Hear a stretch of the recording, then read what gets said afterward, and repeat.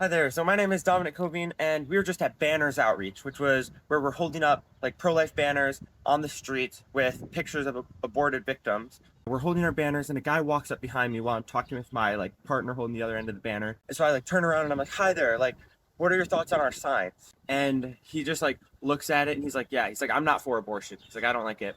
And I was like, "Yeah, I totally agree with you. I think like we shouldn't be killing innocent people."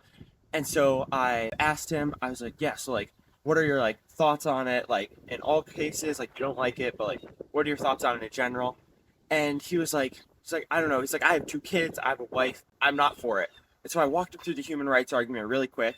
And at the end, he's like, you're right. I think it is human rights violation. And so I like wanted to like clarify and dig a little deeper. So I asked like, do you think there's any situations where it might be necessary for a woman to have an abortion? And after a while of thinking, he goes, I think in the case of rape, he then says, I think that would be like the only exception though. And he's like, I know it's a slippery slope. And he's like, I don't want abortion in any other cases. But he says, in the case of rape, I think it might be necessary for women.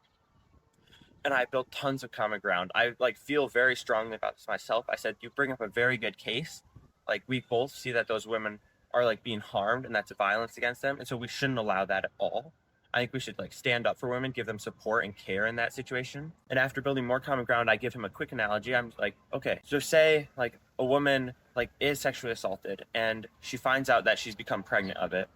And so like she's like dealing with all of her trauma with like counseling. She has like plenty of support around her from her like family. Yeah, she's like doing well and she decides to keep her child. After like 2 years, fast forward 2 years, she's got like her toddler now, her baby boy. And so I ask like, okay, like would it be okay for her to kill her toddler? After like thinking for it a bit, he says, that's a really good analogy. He says, no, it's never okay to kill her toddler. And I asked very quickly, like, then would you like vote to make it illegal, vote for protections for the unborn? He's like, yeah, I would.